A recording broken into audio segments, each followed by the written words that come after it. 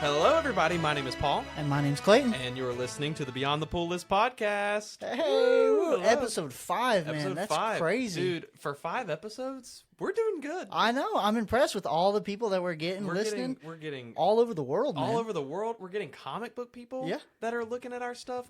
This is insane. And now we're recording in what's going to be your baby's bedroom. That is true. We have switched our usual studio of your house. Yes. To my baby nursery. Yes, your nursery baby room. So we've got comics all over your baby's room. If she listens in the future, she's going to be like, did you really do that, Dad? I took a picture of it, so whenever she's like old enough to comprehend thought, I'll show her. I'll be like, see, look, me and your dad recorded in your room before you were born. And she's going to be like, who are you? No. She's like, Dad, Uncle Paul's talking about weird stuff again. Yeah, Uncle Paul's tweaking. Like, he's doing that thing that he does when he watches Invincible. We're going to talk about that. But, we got all kinds of cool stuff. We are recording up here because I'm going to Las Vegas tomorrow because my movie is playing there, which is unfathomable. I'm terrified. I'm gonna strangle you for a second. Yeah? Oh, you're going to strangle me? Because if you look at our notes, we said before we get started, Clayton had something he wanted to say. Oh, no. Is that what it was? And I wanted to shout out your movie, Fragments. Go right ahead. And I was actually going to say that you won an award. I did. A national award. Mm-hmm. And you are going to be in Las Vegas for your movie. Yep. And I can't believe you said that. I didn't know. Okay, for the record, our notes say before we get started, Clayton has something, ... And I was like, you have something? He's like, I'm not going to tell you. And I was like... And then you just went into it anyways. Let me talk about me for a moment. Let me talk about how great I am. Well, I definitely wanted to shout you out because I think that's awesome that you put a lot of the work, you put your heart and soul into this movie. Yeah. I found my script that you gave me. In the closet, yeah. But the movie is called Fragments. Mm-hmm. You can find that movie on your YouTube at Paul Fine. Yep, Paul Fine on YouTube. Yep. And it's a short film.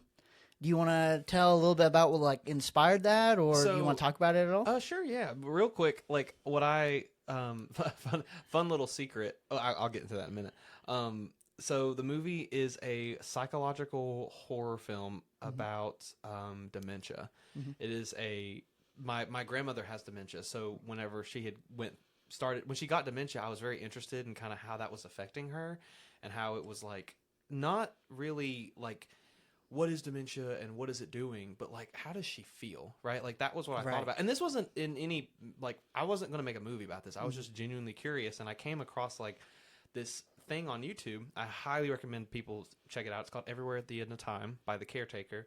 It is a 6.5-hour piece of music that simulates the feeling of dementia with music. And it kind of mimics the brainwaves? Kind of? Sort of. It's like the music is the memory. So when you're thinking about something, right? I remember I walked my dog yesterday. You think about it in the order of events that it happened, right? Right. Now think about it as a music. You got the beginning of a song, the middle of a song, and the end of the song. Mm-hmm. But what happens when the end of the song plays right there after the beginning, and then the middle of the song kind of cuts in halfway, and then you get messy, gargle, mixed up music. Yeah. That's kind of what it's like. Okay. So halfway through the more you listen to the album, the longer you listen to it, the slower it gets more distorted. And you become familiar with the songs because it makes you familiar very early on. Okay. So you'll hear clips of every song individually later on, and it's like, whoa. It's really weird. But it was one of the first things that when I listened to it, it genuinely terrified me. Mm-hmm. So... the movie ended up being a script I had to write for my class, and it was hey, we need you to write. And the prompt of my script was if a person wakes up in a room with a calendar, there's a string of X'd out days on the calendar. One day is circled, that day is today, and they have no memory of the day. That was my prompt, and one of my friends was like, you should make that something with dementia. And I was like, huh. Can I steal that? And he was like, yeah, go for it. And then I just used all of the research that I had already been conducting to make this movie, and now it's an award-winning film. It is. Which is unfathomable. It has won. I won Best Director for it. Mm-hmm. My lead actress, Casey Williams, won lead actor at a horror festival for it. It got third place in student films in Alabama, and it just won the Award of Excellence at the, I think it's BEA Broadcast in Las Vegas. Education Association. You've I looked it up. Dang, you know more about it than I do. You want to come with me? Absolutely, let's go. Let's do it. But yes, I fly out tomorrow. So when you're listening to this, if you're listening to it when it comes out, I will already be there. So if you're in Vegas, go track down Paul. Yeah, if you're in Vegas, be like, "Are you Paul, the guy that made Fragments? I listened to the comic podcast." Because there's nobody else in Vegas. Yeah, but you. there's like 3 people in Vegas. Yeah, right. WWE's going to be up there, so it's gonna there's going to be a lot more this weekend. But yeah, I'm very excited. I'm very nervous. I've never been this far away from home by myself. You know, we live in Tennessee, so Vegas is very far away. But you know what? Screw it. Let's do it and see what happens. So that's my goal. I think it's going to be awesome. That's really what I want to do. I want to shout you out because you gave me the script very early on, and you're like, "This is just my movie." Like, well, you actually wanted me to be a part of it. I was going to tell you. I was going to say the secret, the exclusive insider of Fragments here only. Clayton was going to be in it, I had. As I did with every person I had on it, I went to him and I was like, "Hey, I need somebody to act in this. I'll be willing to kind of." I was like, "He's not really an actor. He's never acted before, but I'm willing to walk him through it. I just wanted fresh faces for my film, because we kind of would go through the same people over and over again." And I went to him and he read the script and he was like, "This sucks. I don't want to be in it." Oh no! I read it. I read it, and I don't like horror stuff. You already know that. Yes, I'm a big weenie. Yeah, he's a very big weenie. We played Slender the Arrival at my house when we were like working together at the comic book store, and we didn't even get through the tutorial. Like we hadn't even seen Slenderman yet, and I went behind him, and he freaked out. I've never forgiven you for that. It seems like Get out. Okay, I gotta go. I'm kidding. No, but I read it and I was amazed. Yes. Like it's a really good script. It came out even better. But the only reason I did not join you on that production was because I'm not going to spoil the movie if somebody was to go watch it. But there is some scenes that I thought, well, if I'm going to be preaching and stuff, I don't want people at church to be like, wait a minute. Yeah, that guy just taught me about Jesus, and now he's in this evil movie. And like because of course it didn't turn out like because when the movie finally you were like it wasn't as bad as the concept art. It wasn't. But I was like, but the goal is always the concept art. Right. So like my goal was to make it look like that, and the fact that it was lesser was just kind of a time thing because actually my makeup artist had to dip halfway through and I had to get a new one. So if you want to listen to more about that, listen to our Real Takes episode where we talk about Fragments because I go into a full in-depth discussion of the film. But we had a great time. It's filmed in my granddad's house. He did pass away, so we got to film there before we sold the house.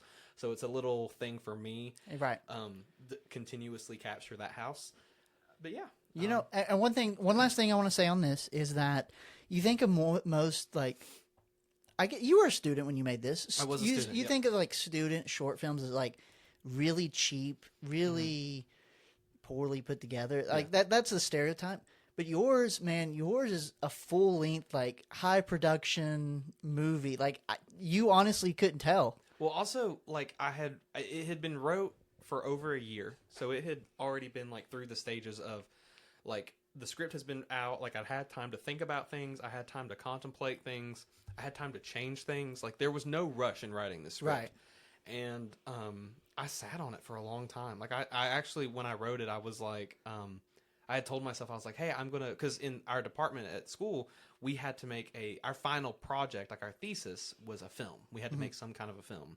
And I remember I told my teacher, like, hey, I'm going to do this as mine. And he was like, there's no way you're going to be able to do this. Like, because he loved my script, but he was like, this is just too much. Like, there's no way you're going to have time. And luckily, all of the cards were dealt perfectly to where my last semester, all I had to take was that class. I didn't have to take any other class. So I put 100% of my energy and 100% of my time and it shows, in that film. So I had a little bit of advantage over other people because other people in my final class were like doing other classes and stuff. So like I definitely had a step ahead. But I had a production plan. I had like a lot of people were editing. Like I remember I got there the morning of that it was due, and I just went in there and plugged my USB in, threw it on there, and left. Everybody else is there like editing and freaking out, and they're like, "Oh my gosh!" Like and it's just like it made me feel good because even after the fact, like I did it with New Moon Productions. Shout out to them. They helped a lot with if it wasn't for them, the movie wouldn't have happened. Like it just it just worked out very well, you Right. know, and it just, and actually, if it wasn't for me going in there, I wouldn't have met. I actually, this is a little insider.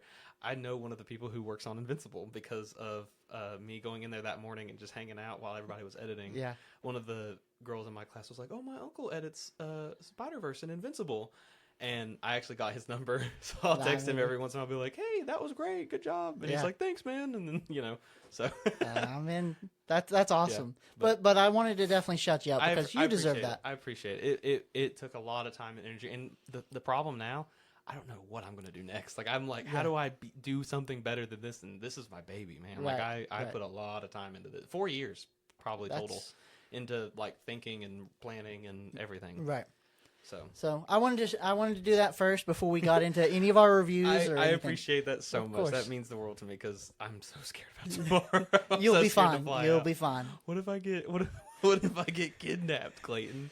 I'm 24. What if I get kidnapped? I will sell your collection. No, it's even worse. What are you doing? I will sell your collection to pay the ransom money. Oh, it's just like that's the reward. Yeah. Like, reward for Paul, his entire comic collection. You just keep it. You're like, I'll just keep this because he's gone forever. You come back and you're like, where's my collection? Give me my books, Clayton. But we do have an action-packed episode today. We do. We have the book of the year. I would honestly want to say, as of right now, it's the Venom? book of the year. No. Flash? Captain America. Absolute Batman. Absolute Batman is our book of the year, so we are going to talk about it first, and then you have some stuff you want to talk about? Yes. Something from your pull list. I have like one thing that came out this week, nothing too big, and then we are going to talk about this week's episode of Invincible. We just watched it together, and oh boy, Yeah, we have a lot to big talk about. stuff. Oh boy. That was not a soundbite. I'm about to get. We're about to get copyrighted. They're gonna be like, yeah, take him down. Take him down." Oh boy, that's bad. That's actually really good though. That's good. So anyways, I'm gonna jump into a book real quick. Yeah. Because I don't have a whole lot to say about it. And then we'll get into what we normally talk about, Absolute Batman and Venom and all that stuff. So I picked up Flash 31 Yeah. by Ryan North and Gavin Gertie. And it was, I used to collect Flash, and then I dropped off. I just wasn't it. I enjoyed the Joshua Williamson run, but I didn't enjoy the run that came after. Right. So I picked up this one. This is a fresh start, even though it's a issue 31, but that's no big deal. I see you got it from Midtown Comics. I actually did not. That is just the bag and board that I decided to use. Okay. I was like, you got that from Midtown Comics. But I love Midtown. They're great. Yes, New York they City. are. Yeah, shout out to them. Yeah. We're not sponsored. No. We're just fans. But anyway, so this issue of Flash is really interesting. The art is incredible. Yeah. And so anyway, so the premise of this story is that the Flash, Wally West, there is like a social media trend right now. And if whoever he can save and they get a video of it will receive money. So, for example, there's this lady who jumps off of a building, and she films herself as the Flash saves her. And he's like, "What? Why are you filming? Like, I understand if you want a selfie, but like, why are you filming me?" And she's like, "Oh, well, there's this conquest. Whoa, crossover. Stand ready for my arrival." Stand ready for my arrival. Flash dies. Yeah, he can't run fast enough. No. He can't get away from that. But there's a contest, and whoever gets saved by the Flash doing the most daring thing receives $10,000. So for the rest of the issue, people are standing in train tracks. People are jumping off of buildings. They're like standing in front of cars. They're doing all this. And like the premise is, well, the Flash is going to save us. So, we have nothing to worry about. Yeah. And so he kind of struggles in this issue of like, I don't really want to save these people because they're intentionally putting themselves in harm's way just for me to save them. And so they can get $10,000. Yeah. But like, I have to You save have them. to do something. Yeah. So it's an interesting concept.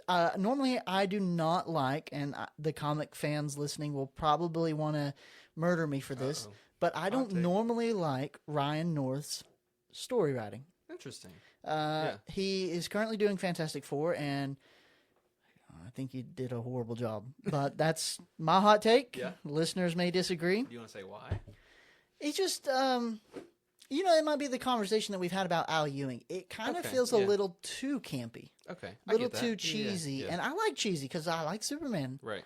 But I don't know. It just feels. But I really like this. I think this worked with the Flash. Yeah. With the Fantastic Four, I don't think it works so much because I think we've kind of developed. And it might also be because I really hate Johnny Storm's new design.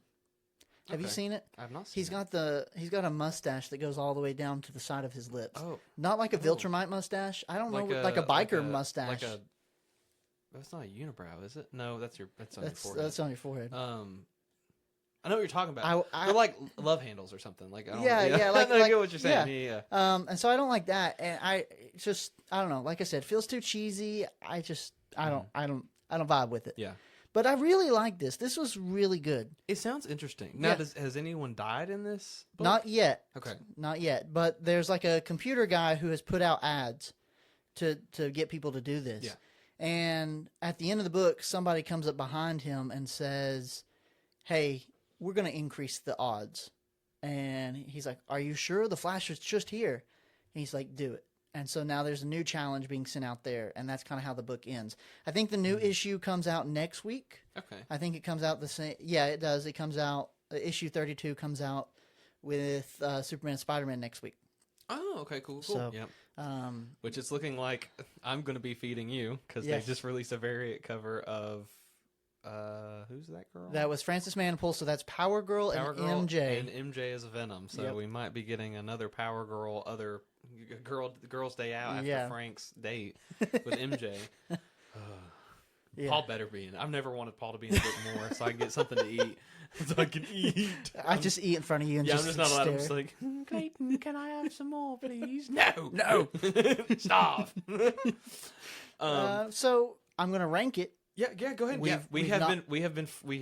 apologize. We have been not ranking. Yes. Unfortunately, we've been forgetting. A reminder to our listeners what our ranking system is. Yes. We have off the pull list. That means this is absolute garbage. You don't want to look at it anymore. Get it out of here. Yeah.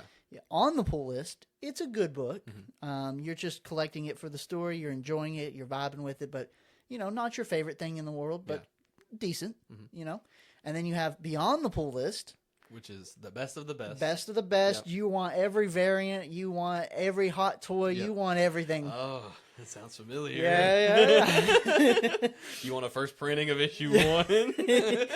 And actually, Paul has his first printing of Absolute Batman here with us today. I got it. He actually ended up. Yep. So we will talk about that in a moment. But before we get into the best book, let's talk about something that's not that great. Venom 257. This is my personal pull list book. It is okay. It's still the death spiral thing. It did have one good moment that I liked. There was one moment, like, I actually took a picture of it on my phone. It had this really good dialogue between Carnage and Torment. Now, Torment is bonded with Carnage, and he's trying to kill Aunt May and, is it Mary? It's Mary's aunt. Oh, I know who you're talking about. Goodness, I can't think of her name. But it's Mary Jane's like aunt too. It starts with an M, I feel like. Anyway, but so Carnage and Torment are now bonded together, and they're trying to kill Aunt May and whatever her name is. And they're at Feast, because that's where they work. Right. And he comes out, and he's like, "We're going to kill you." And Torment is having a hard time dealing with Carnage. It seems like they're not really working together very well. Okay. And they run away because Agent Anti-Venom steps in, and he starts fighting them, and the Anti-Venom hurts Carnage. And Torment's like, "What the heck, dude? I thought you said you were, like, unstoppable." And he's like, "Yeah, well, not to everything." Yeah. And then Torment's like, "Oh, so you're a liar." And it's like, okay, so this is not good.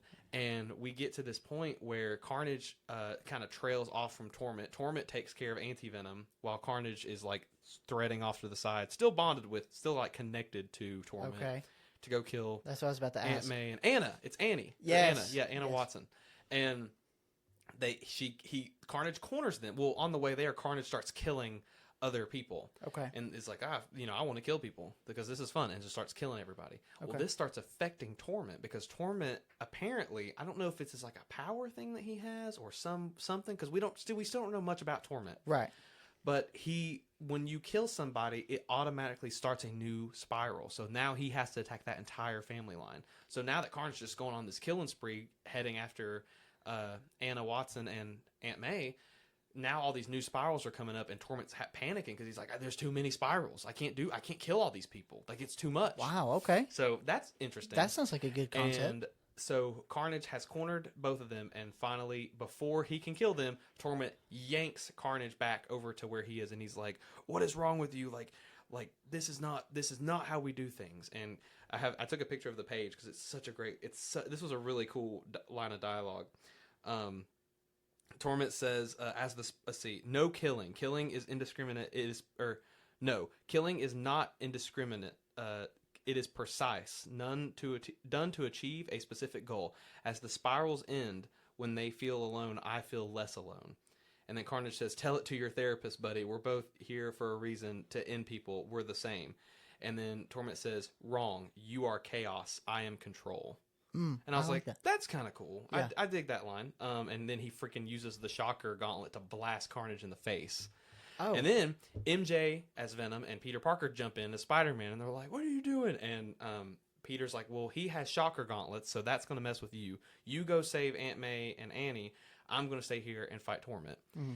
And Torment uses the Carnage symbiote still, I think. I don't know. Okay. He does something and actually, like, wraps Spider-Man up in tendrils and then just stabs him. Oh, wow. Like, with, like, a bunch of tendrils. Yeah.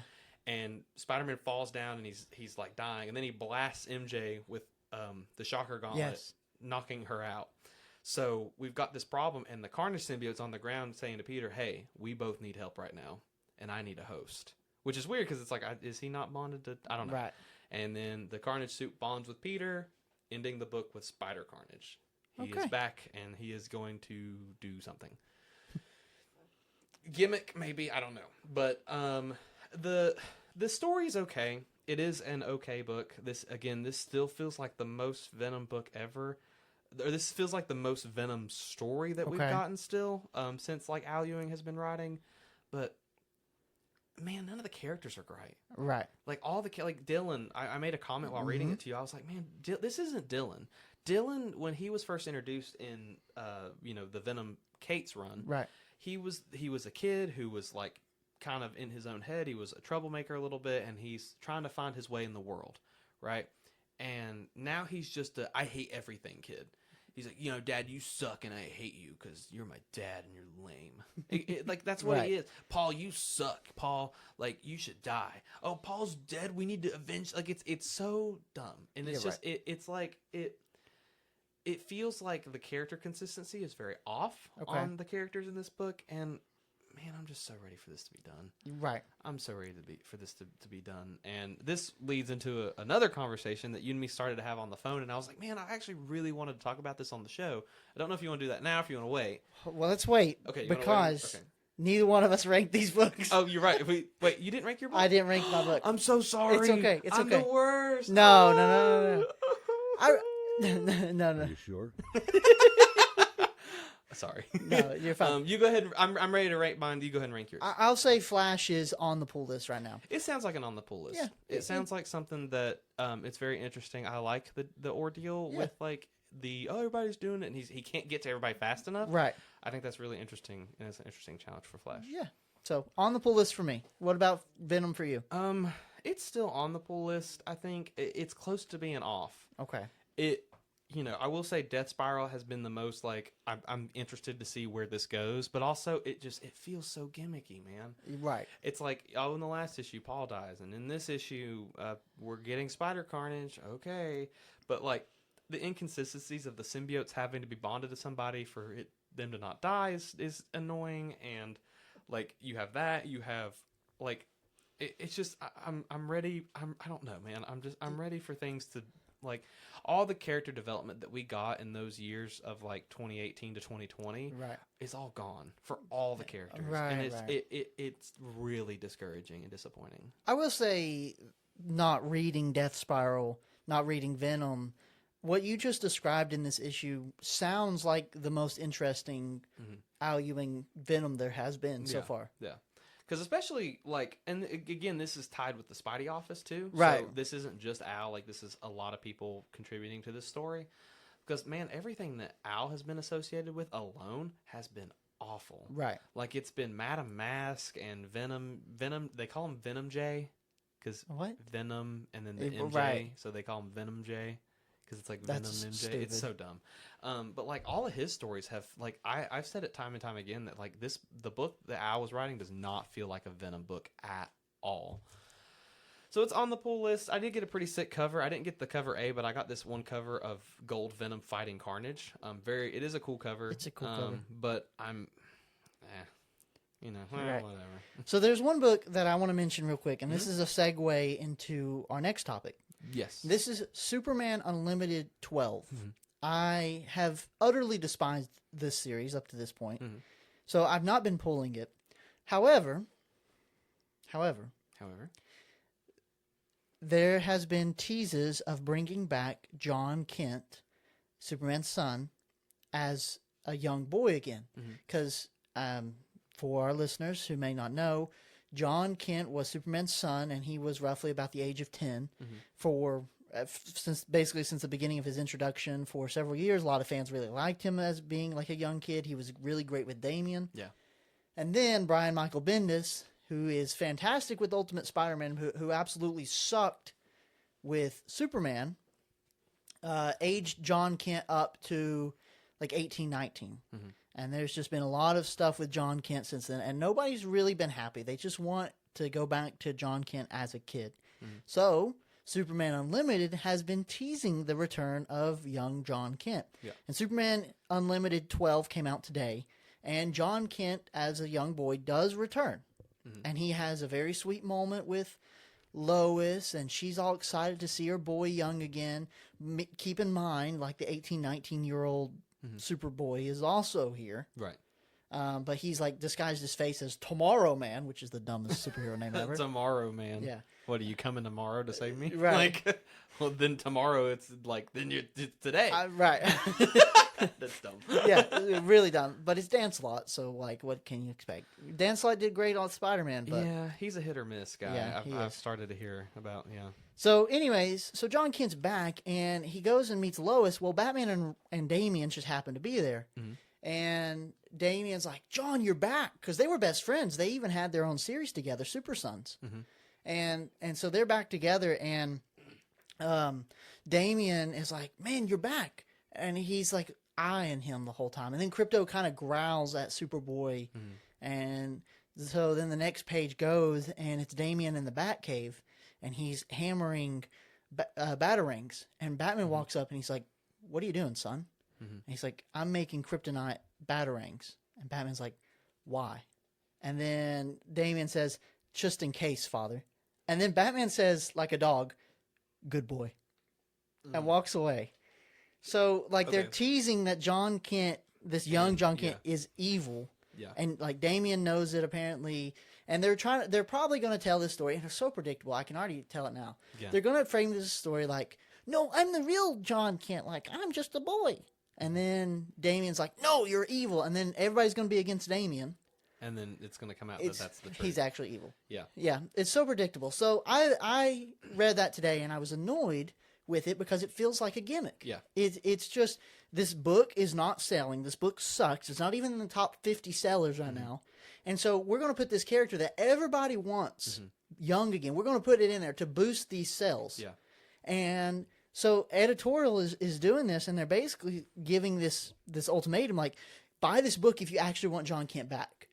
But if you don't buy it, then we can tell, like, nobody actually wants this. And we were talking about this, that Marvel does the same thing and did the same thing with the dreaded book that shall not be named, Ultimate Spider-Man. We said we weren't going to talk about it again, and here we are. But they did we can't escape it. They did the same thing with that. Marvel did. They said, well, you guys want Peter and MJ married, well, we're going to give it to you. And if nobody buys this book, well, then nobody's going to... Then that's just proof to us that you guys didn't actually want this. Yeah. Right. So it's very gimmicky. It's like they're trying to sell... I mean, I know that's the point of comics. Like, you want people to sell. But it's just such... It's almost like rage baiting. You're almost like, buy this or you don't get what you want. And then even though you get what you want, it's going to suck and it's not exactly what you want anyways. There's a catch. Right. Yeah. And yeah, because when we talked on the phone earlier and you were talking about this, you were like, this drives me crazy. And I was also like, I think we should talk about this on the show because there's also like I was watching, my frustration with it on Marvel's end is kind of a little bit different than like just story perspective. It's more of like number manipulation. Oh yeah. Yeah. Cause it feels like I don't know what's going on with the comic book industry right now, but like everything is just so off. It is. Like you have that problem, right? Where it's like everybody wants to see something. In our case, being Spider-Man fans, everybody wants Peter and MJ to be together. Right. But we'll never get that again. No. Like that's done and over with. And that really sucks. Right. That really, really, really sucks. Actually, on a note real quick. Yeah.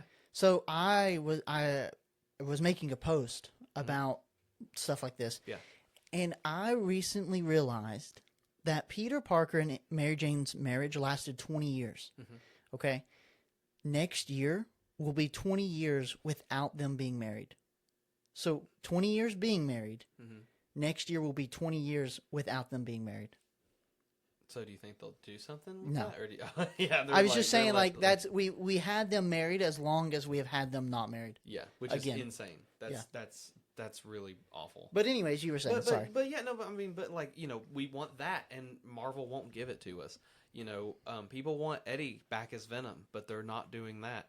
I don't know of any other big examples, mainly because of those few, but like, one of the things that I wanted to talk about is just how like we're having this huge problem with like manipulating numbers too. Mm-hmm. Like Marvel's doing that really badly with like comics. Right. I was watching this one guy who he always like talks about the new stuff coming out and he's like, "This is gonna suck and it's awful and blah blah blah blah." And he had gotten to Queen in Black. Okay. And he made this point and it has stuck with me and it really broke my heart a little bit because I was like, that's so gonna happen. Mm-hmm. He had said like, he also doesn't like Al Ewing. He's like, I don't like Al Ewing. I don't think he's a good writer. I think he's wrote good stuff, but I don't think he's a good writer. And he said, they're doing Queen in Black. And he's going through all the variant covers and he sees that they're doing blind bags for it. And he's like, oh, great, they're doing blind bags. That means that this is going to outsell King in Black, which means that Marvel's going to put roses at Al Ewing's feet when he did nothing. Dang. And I was like, that's true. That's absolutely true. Like, Marvel is competing with DC right now. Because, DC has the absolute books, right? Right. And they're consistently top 10 books. Yes, they're consistently top 10. I think DC has sold over 12 million absolute titles total. Mm-hmm. Over 12 million copies. Mm-hmm. That's insane. And they reprint it like hotcakes, and those sell out. Yeah. So, you have that happening at DC, and then Marvel's like doing these blind bag things where, of course, all these people who, like, you've got the Pokemon card craze, right? Everybody's opening packs, and it's gambling. Everybody's gambling. Right. And so now you have all these people, well, I'm going to buy 50 blind bag, sealed books because I could maybe get a secret sketch. Right. And they buy all these books. And it makes the numbers skyrocket, and it makes people go, well, look at how good this book did. It beat Donny Cates' book. Right. Like, oh, look, everybody likes Queen in Black. Look at how much it's selling. It's like, no, people are buying it because they want the covers. And if you actually sold the covers without those blind bags, you would make a lot less money because people would just buy the cover they want. Right. Like normal comic book salespeople. Yeah. And it, like, I don't know, man. It like, just, like, he said that, and that bothered me because I was like, out of all of Al Ewing, unfortunately, is now the longest running Venom writer. Really? Yes, he has wrote Venom since 2021. It is now 2026, which is 5 years. Donny Cates wrote him from 2018 to 2020. So Donny Cates had him for three, maybe 4 years. It might have ended in 2021. Okay. But I think it did end in 2021. Okay. But yeah, Al wrote 2021 or 2022. Okay. So regardless, he's the longest running Venom writer. And it's like, he's the longest running writer. No one likes the book. And then on top of that, they're doing blind bags for all these releases. They did it for Ultimate Endgame, which sold like crazy because of it didn't hit the top charts though. No. It still didn't hit the top charts. But like, it sold like crazy just because people are buying blind bags like crazy, trying to profit. And like, that leads to this next problem, right? is that, and I know we're supposed to be reviewing comics and we're going off on this tangent, but like, No, this no, is no. just This crazy. this is a comic podcast. You know, then we've got this other problem of like resellers. Oh yeah. You know, I just bought a first print of Absolute Batman #1 because we're going to be meeting Scott Snyder here in the next almost not even a month away, Like May 2nd. 3 weeks. Yeah, we're going to be meeting him very soon. And I was like, if I'm going to get a book to get it signed, I might as well go ahead and buy it. Every copy of that book came out, what, a year ago maybe? Yeah, yeah. I You mean, know? yeah, because we're not even in issue 24 We're not in yet, issue and 24 12. yet. Yeah. And that came out a little over a year ago. It is a $200 book now. Yeah, that's insane. Tell them about the $400 book that you were talking about. Oh my gosh! You know, Absolute Batman 19 came out this week, right? First of all, you pointed this out to me. It has 17 variant covers, which is insane. No, I think we're in the 70s. 70? Oh wait, I think we're no. in the You are right. It is 70. It's like 70. I think it's like 74. 74 variant covers. You're checking Yeah, right now. 74. Yeah, 70. Wow, you got that number. 74. Better than 6-7. But yeah, 74 variant covers. One of those covers, before the book even dropped on Tuesday afternoon, it was already selling for $400. Right. And it was just a glossy cover. I don't even think it's the best cover. I think the Degrada covers are the best in my opinion. Oh, yeah. Which is cover A, and I think there's like a secondary cover of Batman holding his like ear knives. Right. Those two are my favorite covers. But yeah, it's selling for $400 on eBay, and it's like, what are we doing? Because the market's gonna crash. Yeah, so speaking of that, these are the variants for Absolute Batman just from issue 1. Issue 1 has 72 variants. Issue 2 has wow. 17. Issue 3 has 13. Issue 4 has 19. Issue 5 has 14. Issue 6 has 12. Issue 7 has 16. Issue 8 has 13. Issue 9 has 15. Issue 10, 12. Issue 11, 9. Oh my Issue gosh. 12, 8. Issue 13, 30. So there's where the number. Yeah, that's the Issue big jump. 14, 12. Issue 15, 30. Issue 16, 11. Issue 17, 32. Huh. Issue 18, 47. And Absolute 19, 74. 74. So, like, this is the Yeah. problem, Yeah. right? Like, we were talking about this when we were talking on the phone, that in the 90s, this is what happened. They produced so many variants Yeah. for all Yes, these covers. It caused a crash, not just because of that, but because collectors at the time were thinking, this is going to be worth something. Yeah. This is going to be the death of Superman. It's the most valuable comic ever. Yeah. And people were flocking to it, and they printed so many variants, it crashed the market. Yeah. No, and now you can buy a copy of The Death of Superman and use it as toilet paper because that's what it's There's worth. so much. Yeah. Yeah, there's like that Spider-Man Torment #1. That book was overprinted like crazy back Right. in the day, and they had the silver. It's the cover. It's the Todd McFarlane cover where McFarlane, yeah. he's crouched on the webbing. Right. There's the silver cover. There's the gold cover. Right. I remember when I was like a teenager, I found that and I was like, oh my gosh, this is gonna be worth so much money, and it's not. No. You can get it anywhere, and on top of it, like. I had this convo with my dad because I was showing him my Absolute Batman. He was going to get me one for my birthday, and I told him, I was like, oh yeah, I went ahead and bought a first printing. He went, oh, well, I was going to get it for your birthday, but I guess not. And I had told him, I was like, well, I needed it now because I'm going to go meet Scott, so I have to have it by then. And he had asked me if I was going to get it graded so it'll be worth something. And I'm like, that's the thing. Even if you get a book graded, because it's again, the stuff is happening with Pokemon cards is slowly moving over to comics, is that, like, if you get a book graded, if it's not a 9.8 near mint condition, it ain't worth anything. Nothing. You're actually throwing money away getting it graded. Now, I understand. If you have like a book, and if it's older, that's different. That's different. Old books are different. New books, if I took Absolute Batman #1 and I took, because it's not going to be a 9.8. No. It's got a couple dings on it. I got it for a little bit of a cheaper price. But I'd say like a 9.4, 9.6 it'd though. still be a 9, I think. Yeah. It's just the spine has some wrinkles, Right. and then it's got like a tiny little chip in the corner, very tiny. Yeah. It looked worse on the pictures on eBay, Right. and then when I actually got it, it looks way better.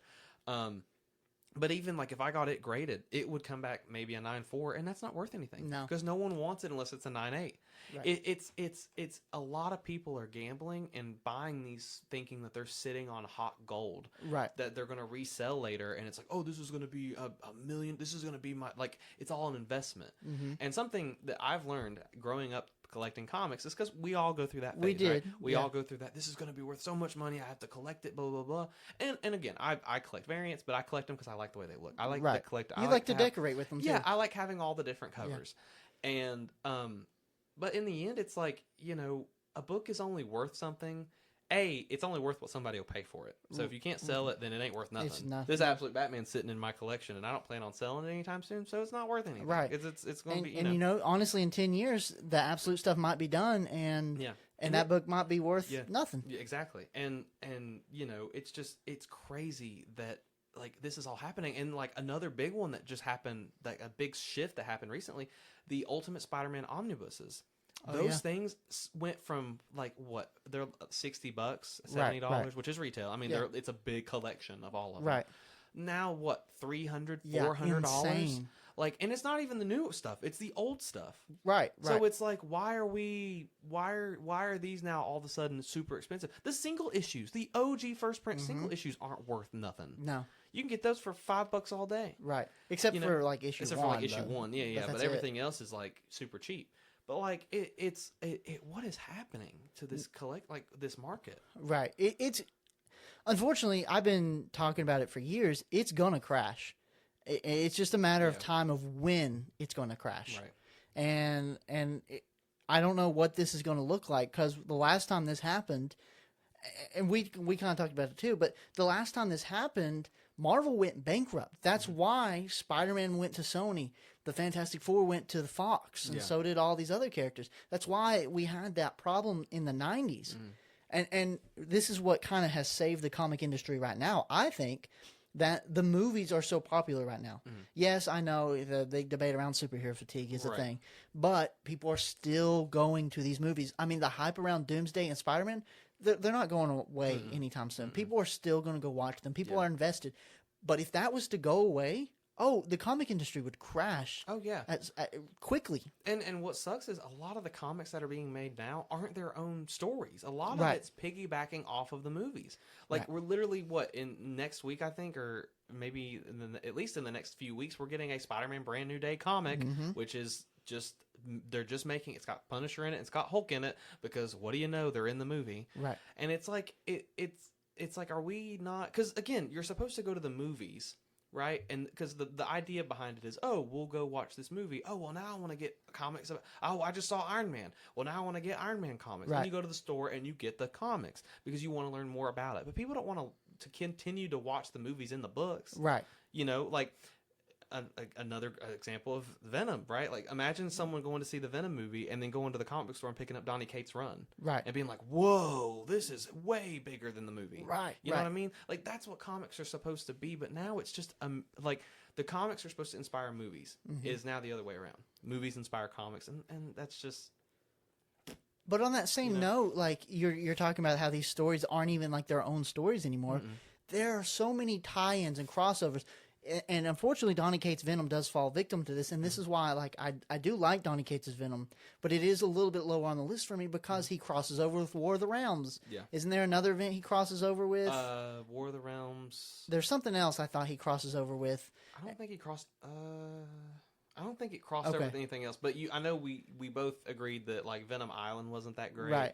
Venom Beyond wasn't that great. Right. But everything else around it is. But nonetheless, it does tie into War of the Realms. It does. There's three issues that tie into War of the Realms. That's kind of like, why are we doing this? Right. I personally like that. But I can understand Venom. I drool when Venom's good. Right, and it's like, this is the best. Yeah, whatever. But like Superman was tied into DCKO, and like we're not getting the rest of the Superman story. But now we have to jump from we had this story, but there's a big event. We've got to tie everything back to this big event. Yeah, and I love Joshua Williamson's Superman so far.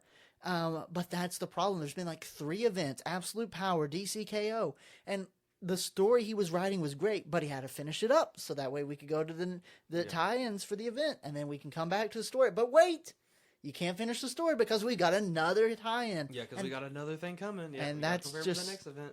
I mean, another big we're getting problem. That with Ultimate. You know, right. The Ultimate Universe, because they killed the entire universe to then just bring it back in Ultimate Armageddon. Is that what it's called? Something like that. And it's just like, guys, come on. Like, either keep it or don't keep it. But quit making events for everything. And I think that is honestly what has saved the Absolute Universe so far. Is that so far DC has not had an absolute crossover where they have been like, well, we need to cross it over with something else. Yeah, I know Batman and Wonder Woman crossed over, but that had a purpose. Scott Snyder wrote that with purpose. Yeah, because he was trying to get something to help Waylon, who is Killer Croc. Right. And so that had purpose, but beyond that, like, there's been nothing that's like crossed over, and that's, I think you're getting this full story without it getting convoluted with other things tied into it. Yeah. And I think that's another problem that the comic industry is having is that they can't even just tell a full arc without the next arc being a tie-in. Right. And that's my thing is I really wonder when is it going to give? Right. Because like I don't know if it's just whoever's in charge. I don't know if it's just people not doing their because nobody does research anymore. No. Because again, what I've said reading Death Spiral is there's a lot of moments in that book where they get the characters wrong. You know, right. lore hanging low. You know, freaking if you don't know what I'm talking about, there was a little editor's note in one of the apps or in one of the Death Spiral books saying like, if call back to Venom War from your this is coming from lore loving Lowe because Nick Lowe loves lore, and it's like, how would MJ know those things that she just said? Because there's no way she would have known that. So clearly you don't like lore. Right. I don't know. It's just we have constant lore inconsistencies.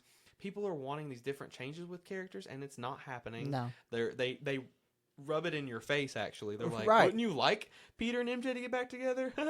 This throws it out the window, right. You know? It's and if you don't buy it, you don't actually want it. And and you don't know, because we might do it. So you better collect it, because if you miss out on that issue, it's going to be worth something. It's all crazy. Yeah, and I get like you're trying to sell books, but honestly, I think if you were to do what the fans are wanting, marrying Peter and MJ again, then you would sell more that way. Yeah. Rather than be like, you want this thing? Yeah. You want it? Come get it. Yeah. Oh, I'm going to take it away. Oh, buy a blind bag. Buy a blind bag. You might get a cool variant. Yeah. You might get a ratio. Oh, buy another one. Right. Buy another. Do you want to gamble? You like gambling? Jingle, jingle, jingle, jingle. You know. Right.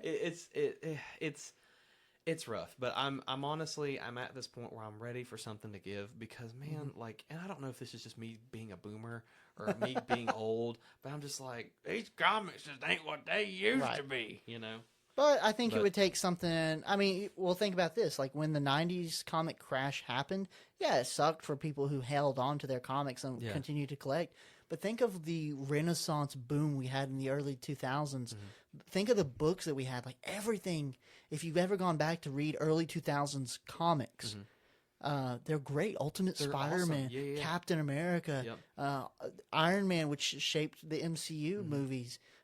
Even like Superman stuff from the early 2000s is good. Like these books are great, but that's what comes after the boom. You have to go through that period of suffering. And we're not saying like we want anybody to lose their job or anything. No. But we are saying like it's coming. Yeah, it's something is coming.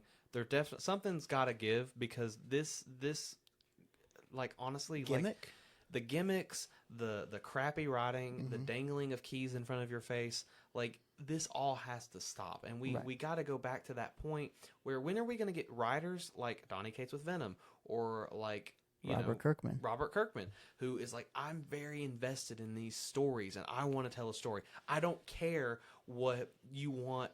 I don't care how you want your money. I'm going to tell this story and hopefully it'll make you some money, but I want to tell a story. This is exactly what Todd McFarlane did, right? Yes. We've talked about this in the 90s. You like Spawn? Yeah. You like Spawn? Sorry. I really like Spawn. I like Spawn. But Todd McFarlane, I do too. Fantastic. So in the very beginning of the 90s, the Marvel Spider-Man was not selling, right? It was basically bottom of the barrel. Yeah. And Todd McFarlane came on and he's like, "Hey, I want to draw and I want to do Spider-Man." Yeah. And Marvel's like, "Well, frankly, we don't care because it ain't selling. Do whatever you want." And he does, and people love it. And it blows up. Yeah, Torment, Spider-Man Torment. Well, no, that was before, but he started doing like a 298, 299, the introduction of Venom. Yep, all those things happened. And crazy. And then Marvel's like, no, you can't actually do stuff like this. Wait, well, you're messing with the status quo. Right. You're damaging the status quo. We got to keep that the way it is. And it's like, who cares? Yeah, and he had an interview recently where he's like, do you not want to make money anymore? Like, you told me to make you money.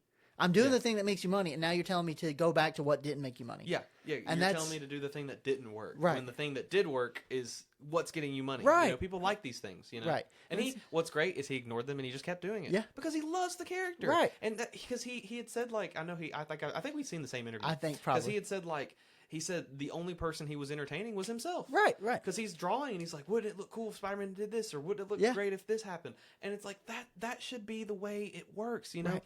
Like, you should have these amazing relationships with your writers and your colorists and your artists, and like, and it gets to the point, because even, like, you know, I listened to a lot of behind the scenes stuff on the Venom run with Donny Cates, and he had talked a lot about editorial, and he said that there was just a lot of moments where they're like, hey, you guys are doing a great job, just do what you want, right? You know, and we'll look over it when it's done, and we'll flag what we can and whatever. But like, even then, like, they just work together because they're passionate about it. There's no passion in comics anymore. No, it's all numbers, right? And you know, like, we're tired of we're tired of issue number zeros. We're tired of issue number one every other year. Number one, yeah, like, oh, we got to refresh it, do another new number one. Like, we're tired of it. Just tell a good story that matters to the character and that feels like that book. Right. If you want to write a book about Spider-Man, don't write Venom and put Spider-Man characters in it. If you want to write a book about Superman, don't do a Flash book and just write Superman in it when you can. Right. If you don't think you can write a book good for the character, then don't do it. Just don't. There's no need in it. Right. And we talked about this last time. In the last episode, we talked about two things that I want to mention here. First, the role of an editor. The role of an editor should basically be like, hey, this is inconsistent with the lore. Like, let's correct this. We'll fix this. And maybe, what about this? You want to try this? Okay, no big deal. All right, this is what I'm suggesting. But the other thing is, like, you need to have love for that character, and that's going to show the love you have for the character. And what you're describing, Al Ewing does not love Venom, but Donny Cates did. Yeah. And what we're going to get into in just a second, I promise, is Absolute Batman. Right. You can tell Scott Snyder loves Batman. Yeah. You can tell he's pouring everything he has into this. And that's the difference between, oh, this is just another comic, or, dude, can you believe how crazy this issue was? Like, the moment we read it, we text each other. Well, and also what's great is the fact that he's getting a universe that's separate. It's not the normal universe, right? Right. Like, which is kind of what Ultimate Spider-Man should have had, because it's like, hey, this ain't the mainline universe. Do whatever you want. Right. Nothing matters. Because, like, of course, you can't, like, okay, in the Amazing Spider-Man comic book, you can't have Peter kill somebody. Right. That's probably not something you should do. But in Ultimate Spider-Man, do it. Maybe someone's trying to attack his kid, and he has to make that choice. Let us see that in a book that's not the mainline story. Right. Because it doesn't matter. Right. Like, that's why I love Spider-Man Reign. Because it doesn't matter. When the book is over, it's like, that's this universe. This does not tie into anything else. This doesn't matter. Like, this is its own thing. I can read this and still go back to what I love. You know? Right. But even with the main universe stuff, there needs to be some give. Like, you need to still be able to tell stories in your main universe that challenges your character. Yes, you can love them, but you want to see them progress. They don't need to stay at the same point at all the time. Yeah, right. There needs to be character progression in a story. So there needs to be something in the main title, but like you said, do it. If you want to try it in a different universe, do that. But you need to also have a little bit of it in your mainline books too. But editorial right now, no, we can't mess with the status quo. Spider-Man is always going to be a 27-year-old man-child. We got to keep using Chasm in every book, and we've got to use, like, where's Paul? Bring Paul back. Is he dead? Oh, we'll bring him back to life. I like him. I want to keep him. It's all the same. We can't let Venom be his own thing. We got to bring him back. He's got to be a Spider-Man character. Bond him with MJ. That makes it weird. It's awful. But something that's not awful, and I'm very excited to get into it. It's time, Clayton. How is it? It's time.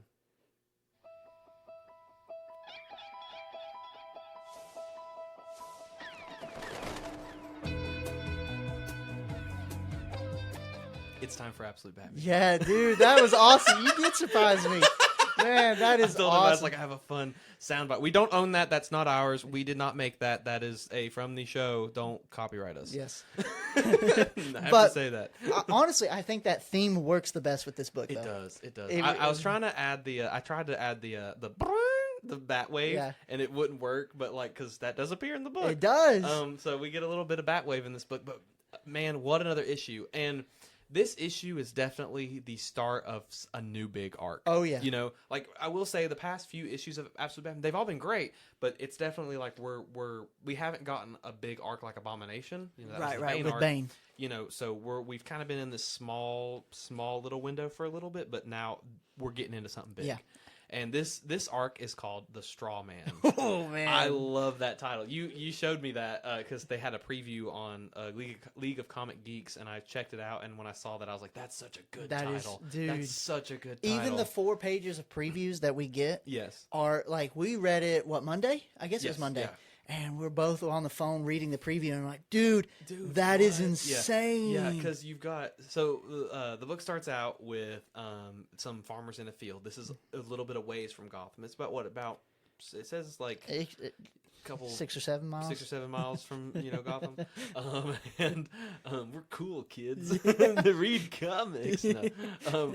But What's up, my fellow yeah, 19-year-olds? what's up? How do you do, fellow kids? Yeah.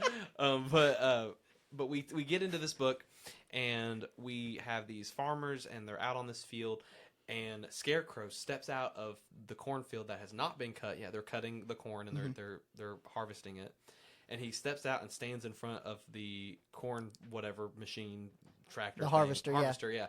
And he just stands there, and the dude's like, "Hey, what are you doing?" And he goes out to confront him, and Scarecrow's smoking a cigarette. And while he's smoking, they're like, "What's wrong with you?" And he calls them both by name, and he talks to one guy. He's like, "Yeah, like this guy's sleeping with your wife," and like. But first they're like, "Where'd you get that mask?" Because his literally has buttons for eyes. Yes. And his mouth is sewn up together, and he has no shoes on. And Yes. his feet are like 2 foot long.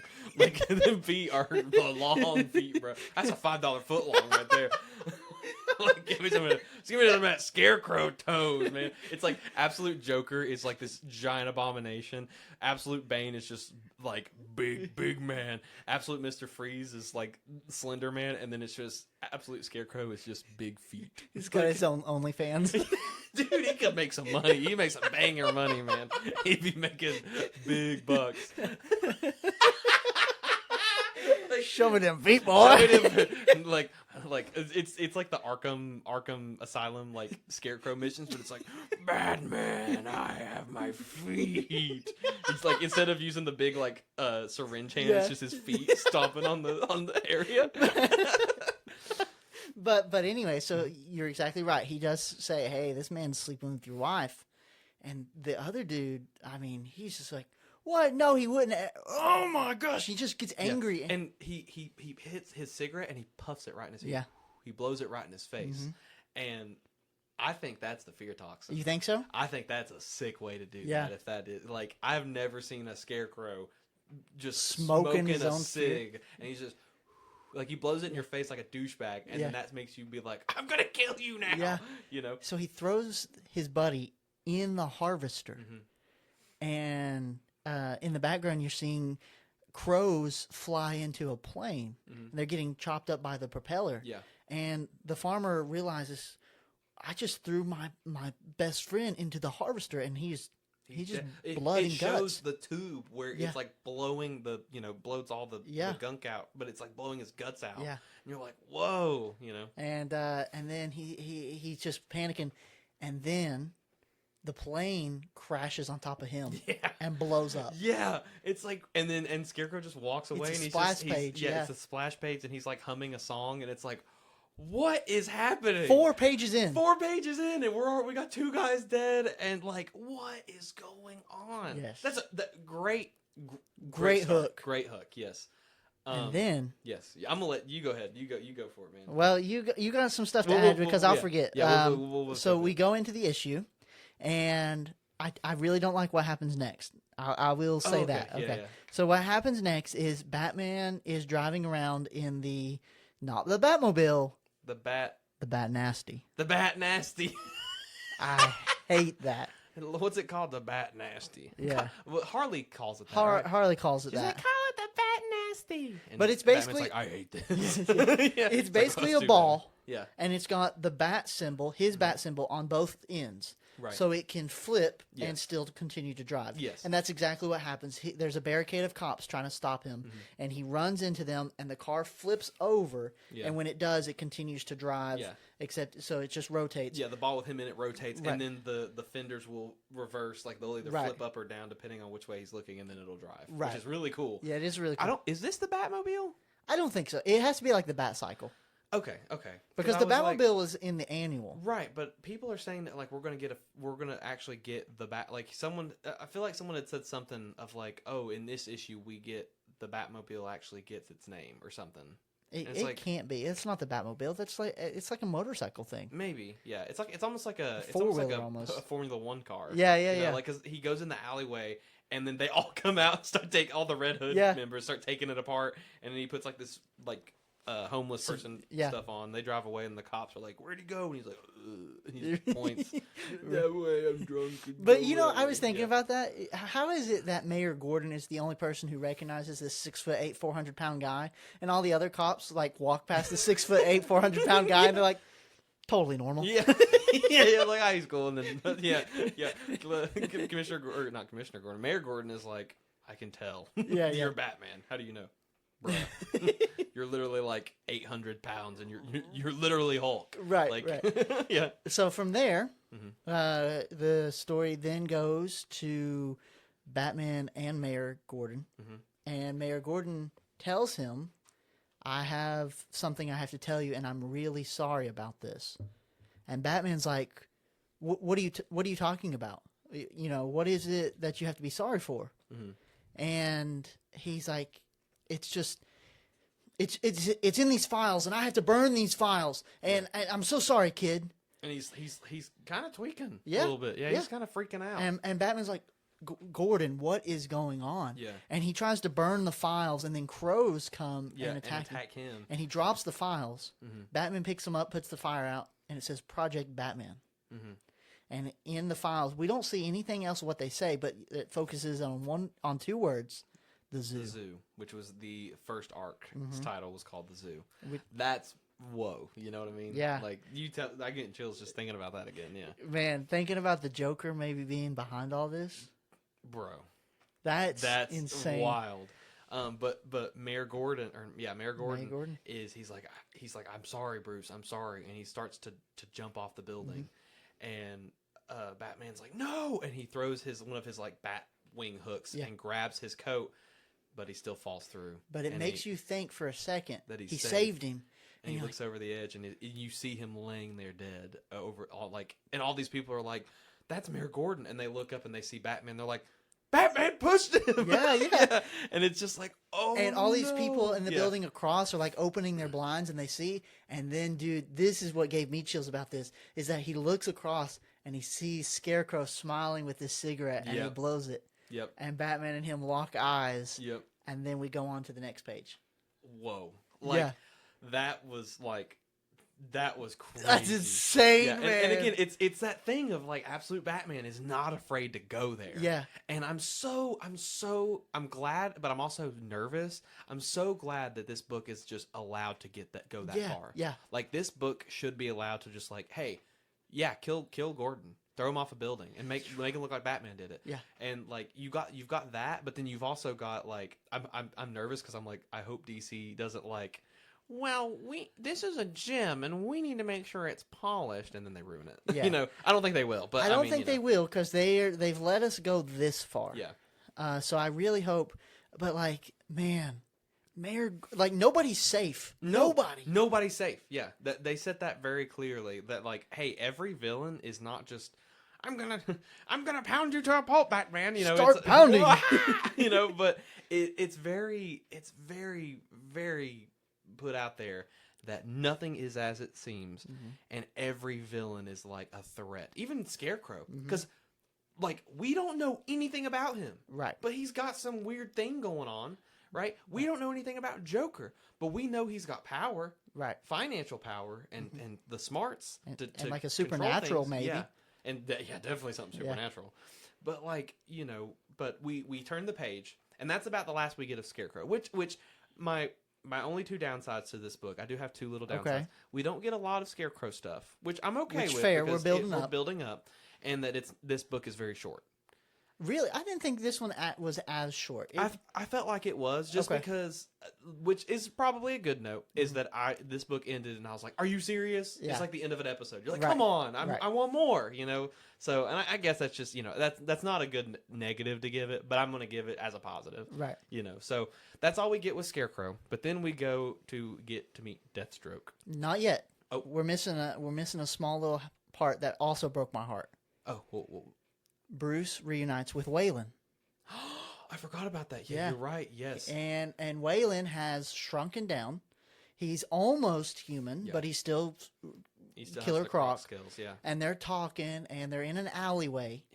Waylon gets his attention, and Bruce walks up and just hugs him. Yeah. That's the first thing he does. And they're talking. He's like, "I'm so glad you're back. I'm so glad this thing is working." And Waylon looks at the necklace that he got, and he's like, "It's just taking some time, but it's getting there. And we're in this together, Bruce. And remember all this other stuff that we did together. We're gonna stay with it together." But then Bruce says, "No, have a good life, Waylon," and leaves him. Just leaves him in the alleyway.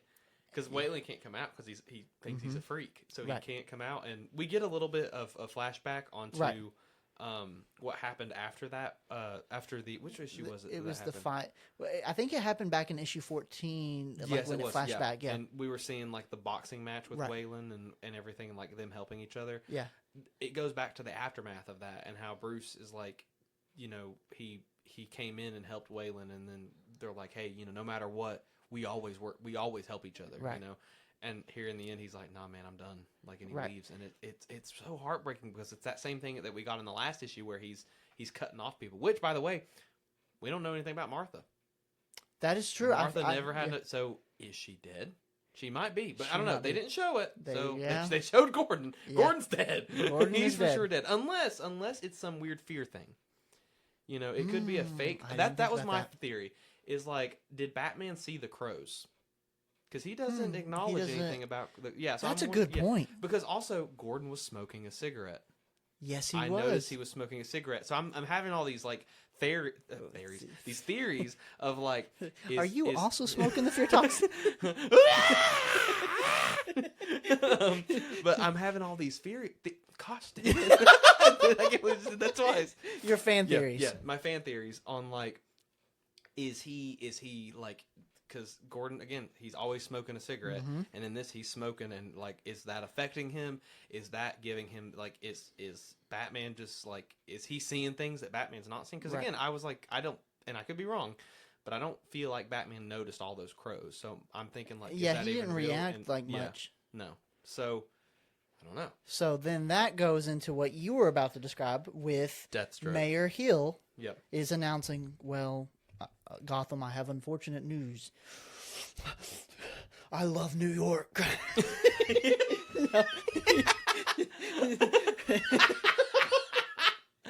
Is that a Daredevil? Yeah, that's Daredevil. The masked vigilante known as Batman. The masked vigilante known as Batman but my feelings, and we must kill him.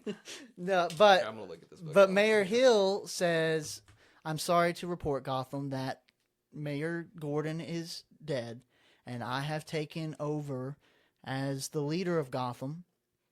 And he's going on. He's like, me and Jim were good friends, and we were basically family, and blah blah blah blah. And that's when Absolute Deathstroke comes in and pushes him out of the way and says, "Yeah, that's enough of that," and starts to give a little speech. Gotham, you have this masked vigilante known as Batman. He is a criminal, and we are not going to stand for that. And today I am proud to announce the Robin Initiative. And he announces that they are going to save this city from Batman, from all the other crimes that are happening. And you see Joker there signing their adoption papers because they're all orphans, right? That Joker took in because he's got a thing with orphans and kids and whatever that's all about. Right. That we have no idea what's going on. Right. So you see, it's Stephanie. So she's Spoiler in the main universe. I can't think of her last name. Stephanie something. You got Duke Thomas. Yep. who is Signal in the main universe. Yep. You have Jason Todd, Red Hood. Yep. And then you have Tim Drake, who's Robin. Yep. And then you have Dick Grayson. Yep. And that is your five Robins. 5 Robins. And Deathstroke is leading the Robins as a task force against Batman. Right. And the issue ends by saying, these are your new weapons. And it's the Robins, and they're looking up, and they're like, whoa. And then it ends. Yeah. You don't get to see anything. Yeah, because they're like, get suited up, and they're like, we're already suited up, and they're like, those aren't your suits. Yeah. And then it's them looking up, which I'm assuming is what is now the officially released cover of issue 20. Issue 20, where there are these giant mechs. Right. So I'm wondering if that. Did you see the other variant that came out? There was 3 variants. Yes, I sent you, because one was the Dexter Soy, where they're all standing on top of the mech. That's the new one that I didn't know if you'd seen. Yes. It's Batman on the very top, and they're all kind of sitting around on the mech. So I'm wondering if there's going to be some kind of a relationship build there, especially when they know who their parental guardian, because it says parent or guardian where Jack Grimm signs. Yeah. But just the fact of, like, you have Deathstroke, who his arm is missing, both of his legs gone, his that's the face other thing. is missing. Yes, his face is gone. He's got pieces of his face sitting on a table that he has to put on every day. Yeah. And it's like, the fact that this guy is Deathstroke, we've never seen a Deathstroke that's this, and we actually see him fully suited up on the cover, which we don't see in the issue. Right. Which I'm sure it's coming. Right. But, like, you've got Joker or Jack Grimm in charge of so many things. Yes. And he's this handsome guy who's in charge, and we like him, and it's really cool because on the cover he's got like a little pin, the R pin, for the Robins, and it's like, this book is awesome. Have you seen, I think it was Scott Snyder who posted it on his Instagram when he did the cover reveal, and his caption or something was, after all, what is a Batman without his Robins? Yeah. What is a Batman without his Robins? So, whoa. Yeah. And yeah. I remember when we first kind of were talking about this issue before it released, you're like, yeah, I might have Scott Snyder sign issue 19 if I like it. We'll see. I'm like, dude, we like every issue. Every issue has been so good. And we read it, and we're both like, dude, that was insane. Yeah. And, I would say this is setting up to be my favorite. Like, all the issues that came between 14 and now, like you said, we're kind of like mini arcs. They had their own like kind of self-contained story. But this one has been the first one that we have read since probably 14 that I have been like, I need more. Give me more right now. Like, the last issue was good, and I wanted to know what happened. But this one is the first one I'm like, I need it now. Well, and also, you got to think, Batman's had this really big problem recently of the city just loving him. Yeah. And he hates it. He hates that they're looking at Batman as not a feared being, that it's like, oh, he's our hero. And now what do you think the city's going to think? Because they think he's a murderer now. Right. That he killed this guy. So, yeah, his image is back, but also, like, he's turning his friends away, which we know coming in the future that we're getting Penguin and Two-Face. Yes. We got those covers revealed. Yes.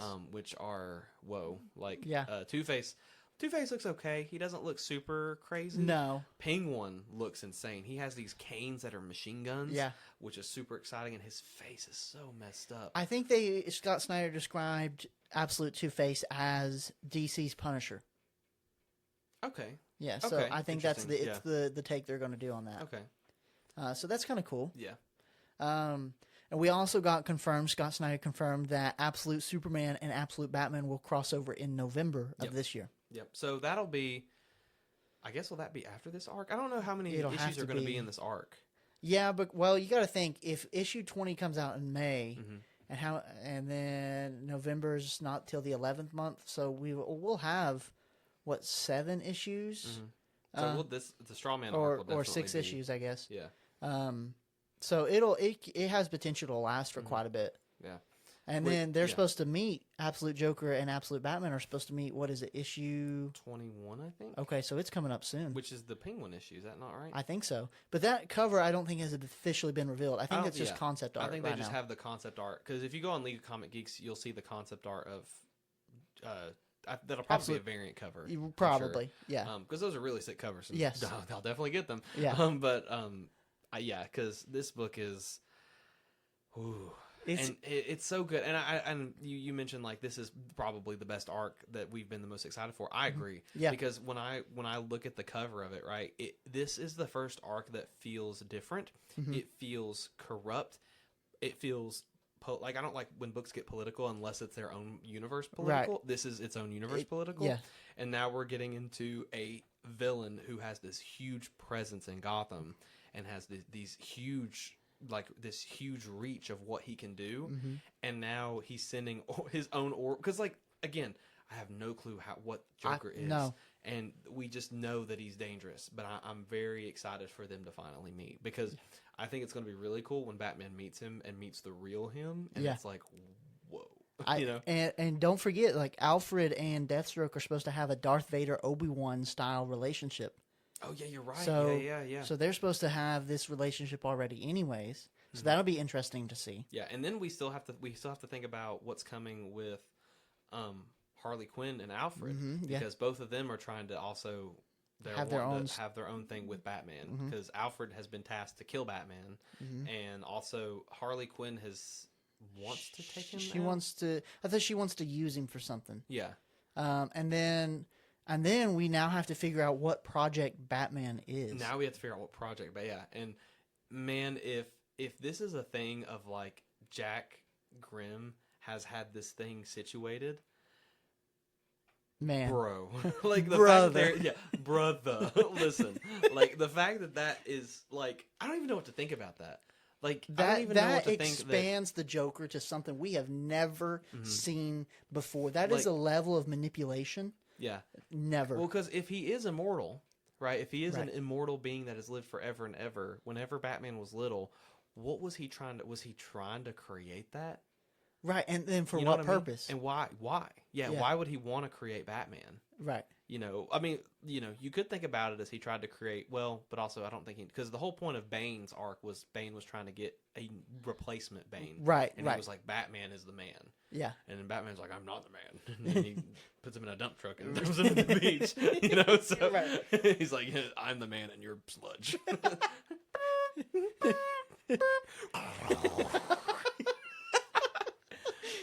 But yeah, dude, this book, I'm so ready to rate this thing, man. This book is for sure beyond the pull list. Oh yeah, absolutely. We got Dragata drew this issue again, which I love it. I hate that he's kind of on and off with this a little bit. I think he'll be on now for this arc. He'll probably be on for this arc, but the last few issues he hasn't. Like I think issue 14 was the last book he drew, and then 15 was somebody else.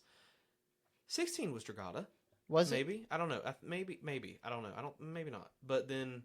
No, 16 was not Dragata. Because they did the crossover. They did the crossover, yeah. And then it was. It was? Okay, yeah. Then 16 was Dragata, and then 17 and 18 were not. 17 and 18 were somebody Which else. Usually when a big comic does something like that, that usually means that they're giving time for the main artist to get caught up on scripts and stuff. Right, and they're letting him do this next big arc. And if this is a big arc as it seems, yeah, man, like...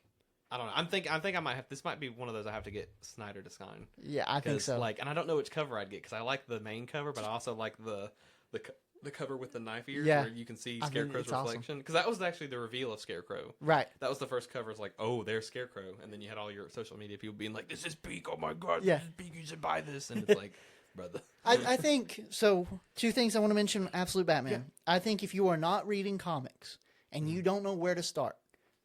Absolute Batman. 100%. If you just want to read comics for the first time, you want to collect comics, or you just want to have something, then I think Absolute Batman is your book. 100%.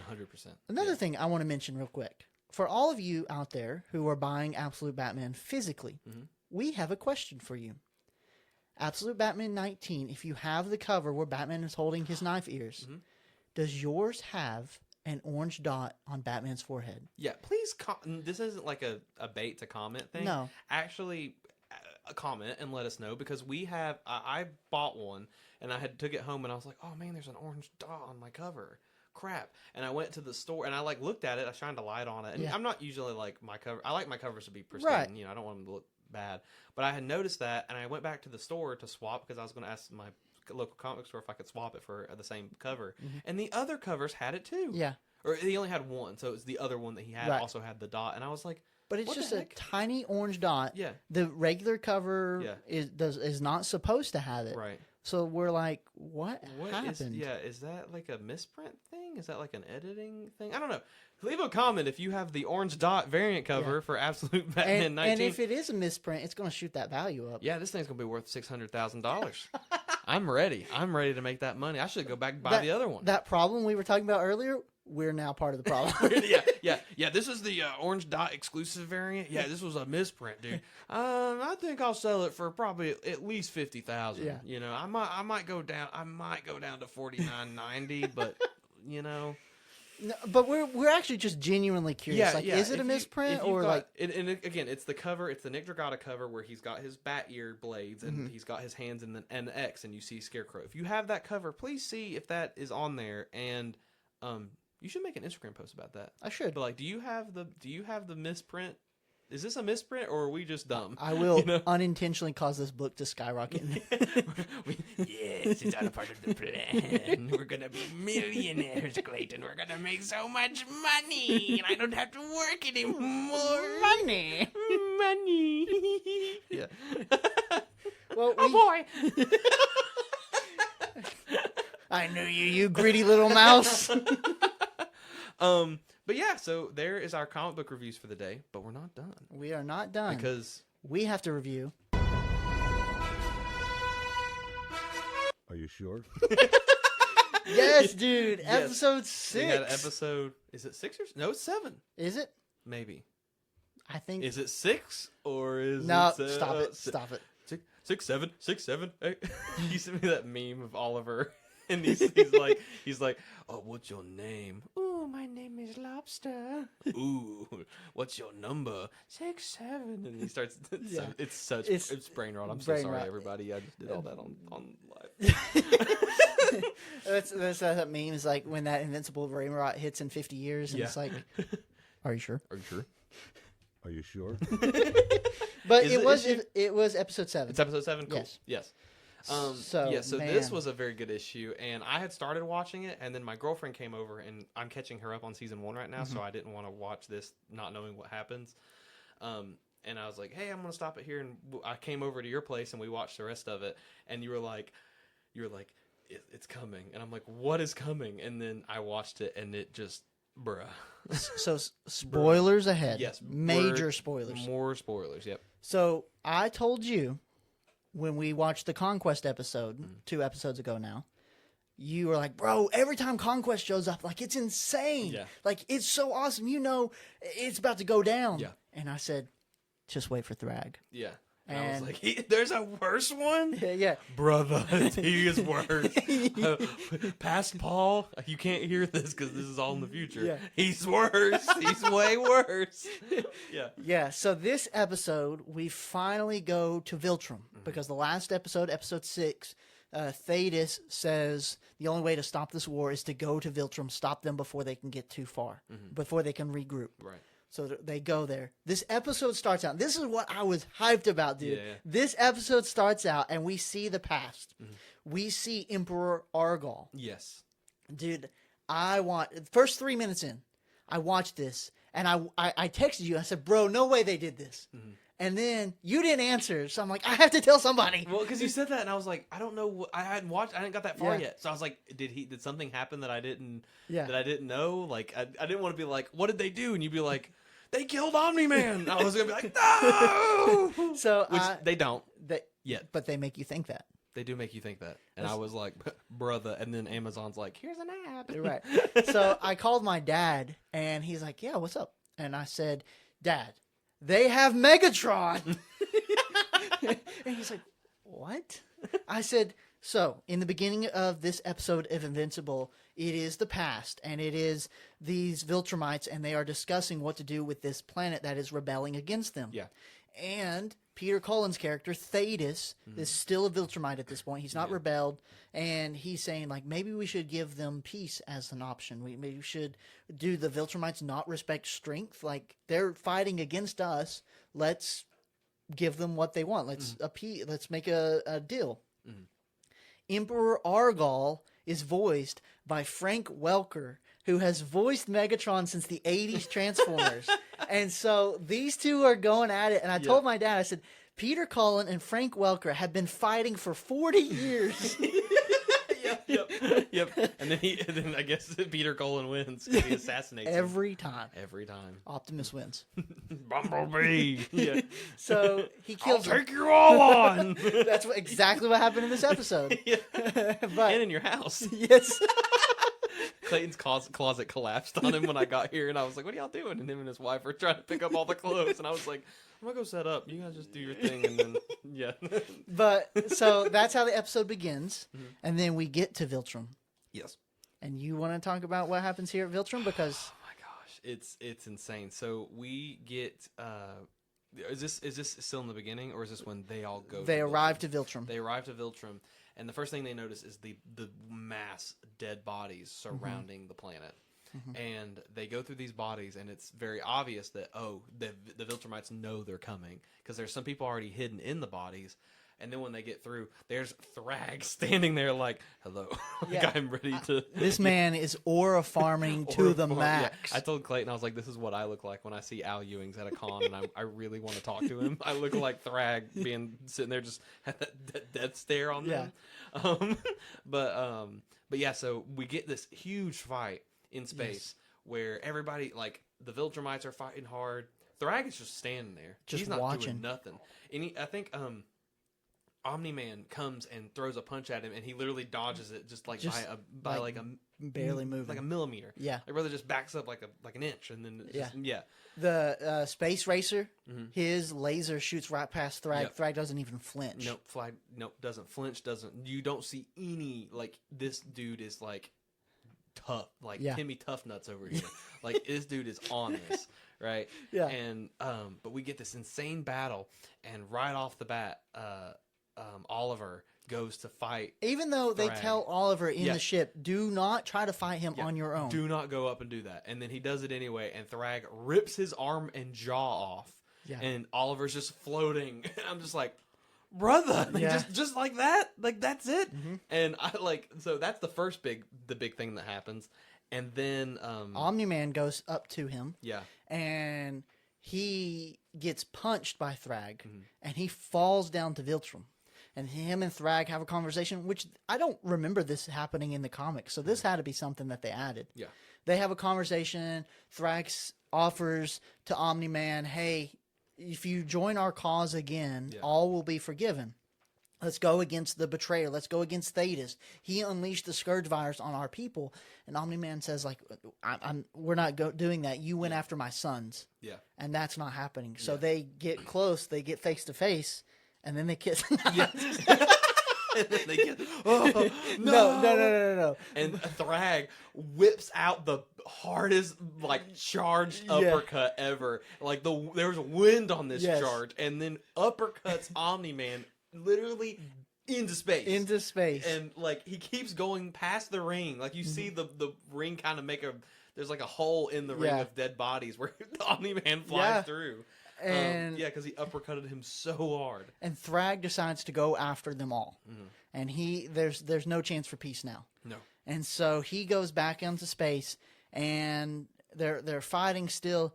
And Nolan is like, well, Mark goes after Thragg first. He sees Oliver. Yeah, he sees Oliver, and he goes after him. And that scene, man, I killed Conquest. I'll kill you too. And everybody looks at him. Yeah. I don't know if you noticed that, but like everybody's like, they look at him like, okay, he killed Conquest. Yeah. That's insane.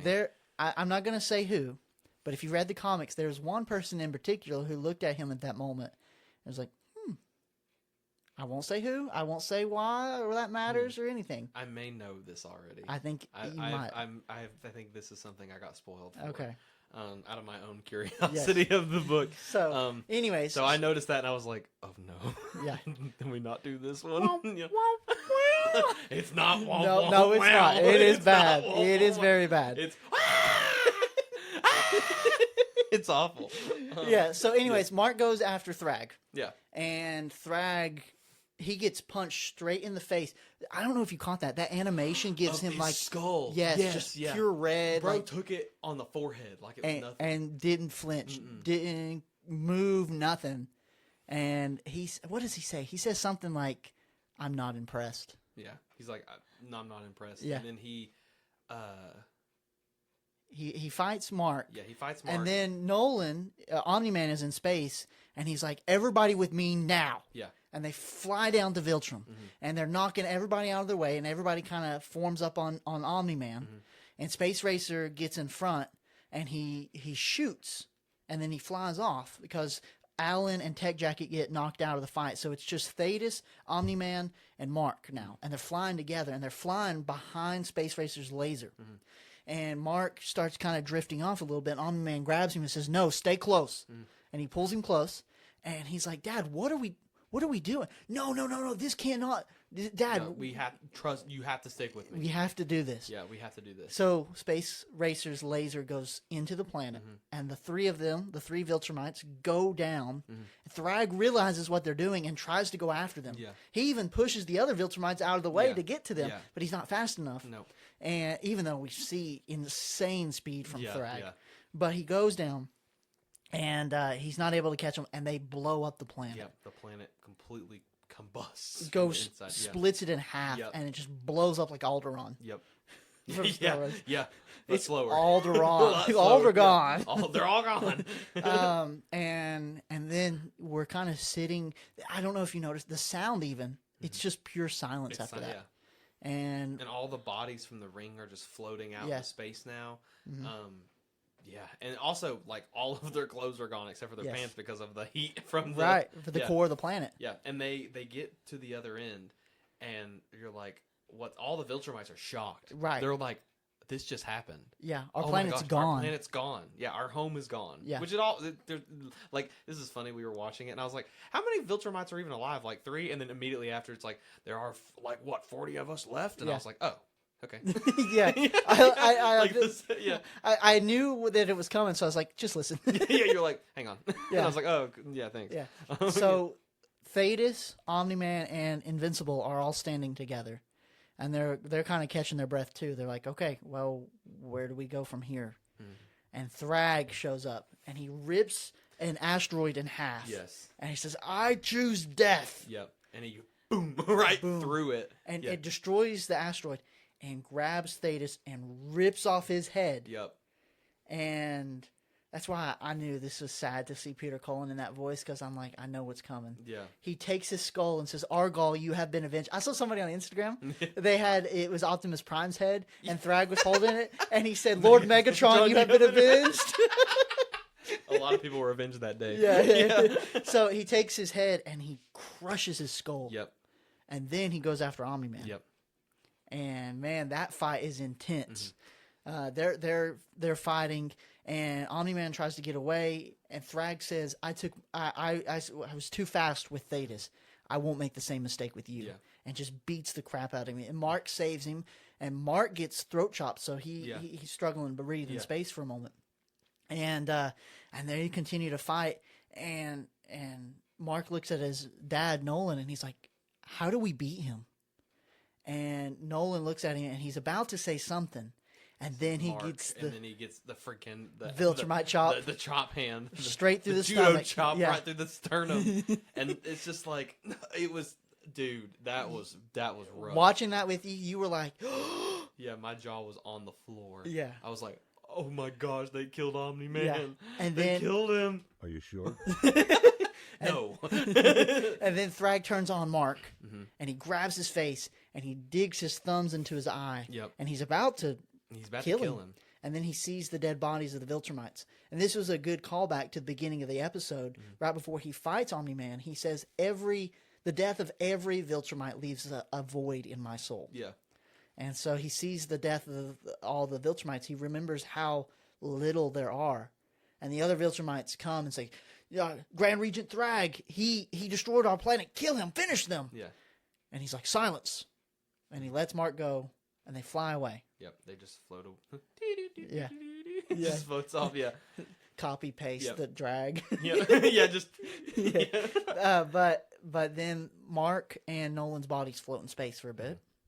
And then they're finally found. We go to an ad. Yeah, we go to an ad. We get our yeah. And then we wake up, and Alan is now the leader of the Coalition of Planets, because Thetis is dead. Yep. No coming back from that one. And Mark is like, "Where's Oliver? Where's my dad?" It's revealed that Omni-Man is alive. He does have a thing around his waist. Because I literally looked at you and I was like, if they can bring Mark back, they can bring Omni-Man back. I don't care what anybody says. They can bring Mark back. Like, don't tell me you couldn't do that. You put him back in there. You tape him up. He'll be fine. Give him some alien eggs. He'll be okay. Yeah. Oliver is basically in the Luke Skywalker back to tank. Yep. He's being got a killed. robot arm and maybe a robot jaw. Was that what or was his jaw back on? It's healing. Okay. It's healing. Yeah.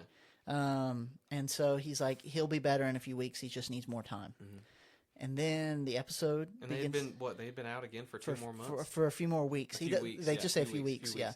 Which my thought is, because we had the 2 months when Mark was out, then we have a few weeks now. Don't forget, Adam Eve's pregnant. Right. When they get back to Earth, I want to know what that's going to be like. Which I don't know. No comment. Oh.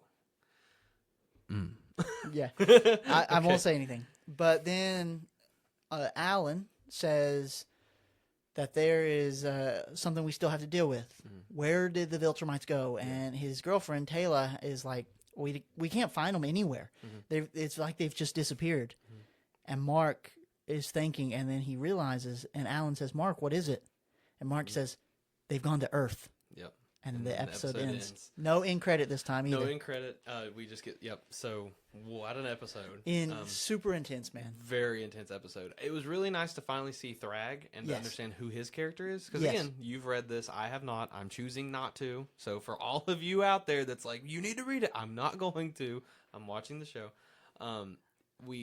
Getting to see Thragg as a character now, getting to see his rule over Viltrum is insane, and just to see how powerful he is. Because again, whenever I saw that Conquest fight, I was like, man, every time I see Conquest now, I'm just like, brother, But like now, Thragg is like, he's the new Conquest, but he killed Omni-Man, but didn't kill him. Yeah. So I like. But even Conquest is scared of Thragg, as we saw in the beginning of the episode. Oh yeah. He obeys Thragg. Yeah. It's the mustache, man. I don't. It's Freddie Mercury, man. It literally is Freddie Mercury. You're right. I don't want to spoil anything, so I got to choose my words carefully. So I will say this: when Mark finally fights Thragg, it is one of the best comic book fights I have ever read. Do you think does that happen in the next episode? Oh no. Oh okay. No. How much is there season wise compared to comic wise? I think right now we're in like issue 70. I think we're in the 70s right now, and then there's 145, 147 Invincible issues. Okay. So Robert Kirkman said he wants the series to go to at least season 9 or 10. Okay. And Invincible has at least been renewed till season 7. I just saw. Okay. Cool. So we've got a few more seasons, at least confirmed. Right. I hope and pray they are able to do the whole series. It's so popular. I don't see why they wouldn't. No, I don't see why they wouldn't either. I don't see why they wouldn't, because if it's doing this good, and it's the #1 show on Prime, or it's number 3 I think right now. I think it's number 2 right now because The Boys just premiered. Yeah, The Boys just did its thing. Yeah, which we will not be watching. No, I can't. I think I actually talked to Diane at the comic book store about this today. I was like, I had to tap out. Like, not that it's like I don't have a problem with that stuff, but it just got to the point where like I could not watch it. It's a little too much. I was like, I'm tapped. I just can't do this anymore. Yeah. This is too much for me. Like, it's not that it's like, because I like dark stuff, but this is like, it's dark for the sake of being dark. This is different dark. This is like inappropriate dark. Right. You know what I mean? Like, I feel like when I watch this, I'm not supposed to be watching. Right. Like, this ain't something I'm supposed to see. So we will not be reviewing The Boys. No Boys. But Invincible, I think we'll go 9 or 10 seasons. Yeah, and I'm all in on Invincible forever. Yeah. And I can't wait for you to read the book. Yeah. But to be fair, like, other than a few additions here or there to expand the story a little bit, I mean, we're basically getting the full story. Yeah, it's pretty, with additional stuff, which even that additional stuff I can't tell. Right. Like, I'm not the whole hell episode. Right. I had no idea that was not in the book. And when you showed me, I was like, oh, okay, cool. Well, I see how it wouldn't, but whatever. Yeah. So I don't know. I'm digging the show. I'm digging it too. This is I don't know if we would say beyond the pool list, beyond the watch list, brother. Oh my! Coin it. yeah. Beyond the watch list for Yeah. sure. Definitely. Beyond the watch list. It's really good. They don't have a lot of merch for it. They really don't. They really don't. They started doing the pocket comics for Invincible, which is cool. I like them because they're cheap. Yeah. It's nice to buy a $10 pretty much trade of an entire book that you Right. can just read and tear up and you don't have to worry about it. Right. But yeah, they don't have a lot. They don't have a lot of figures. They made No. those one figures, but I don't think they look that good. No, they didn't. They made some Funko Pops too. I have one of them. I have Yeah. the battle damaged. Right. They actually, the last con I was at an anime expo to meet Peter Criss from Kiss. Yeah. Why he's at an anime expo, I have no idea. But he's a hard rock singer at Yeah. a freaking like Nico Nico Nee thing, and I'm just like, why are you here? But they had a Funko Pop booth, and one of Okay. those booths had Mark in his black and blue suit, and he Okay. was super bloodied. Okay. And I wanted it, but it was like $40, and I was like, no. Yeah. Absolute Batman instead. So yeah, so. They don't. The big thing when Invincible first came out was the compendiums, and the compendiums are still very expensive. Actually, Amazon has them on sale right now, so you can get them Oh, that's a not bad. little bit cheaper than the $60 normal price. There's 3 of those. I've seen a few shirts on Amazon, but they really don't have a whole lot of merch. Yeah. Um, Yeah, not really. You can get the condominiums anywhere. You can get them like at Books A Million. I saw them there today. right. They have them. I don't think they're super expensive. Seems like No. they're reprinting them enough where people can get them. Right. Right. Yeah, which is cool because they're reprinting the book when the show's out, so people can get into the comic instead of making a new Wow. comic. That's Wow, crazy. It is crazy. Yeah. Yeah. Wow, it sells. I guess.